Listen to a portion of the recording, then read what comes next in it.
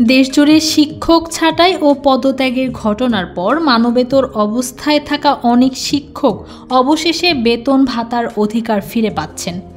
শিক্ষা মন্ত্রণালয়ের নতুন নির্দেশনায় বলা হয়েছে, যেসব শিক্ষককে জোর করে পদত্যাগে বাধ্য করা হয়েছে, তদন্ত চললেও তাদের বেতন ভাতা বন্ধ রাখা যাবে না। সংশ্লিষ্টদের নাম দ্রুত ইলেকট্রনিক ফান্ড ট্রান্সফারে যুক্ত করে নিয়মিত অর্থ প্রদান নিশ্চিত করতে বলা হয়েছে। চিঠিতে আরও উল্লেখ করা হয়, কেউ এই নির্দেশ বাস্তবায়নে বাধা দিলে তার বিরুদ্ধে নেওয়া হবে প্রশাসনিক ব্যবস্থা। নির্দেশনা পাঠানো হয়েছে জেলা প্রশাসন, শিক্ষা বিভাগ সহ সংশ্লিষ্ট সব পর্যায়ে। দীর্ঘ অপেক্ষার পর এটিকে কিছুটা স্বস্তির খবর হিসেবে দেখছেন ক্ষতিগ্রস্ত শিক্ষকরা। Fauzia Akter, Bangladesh media, news desk.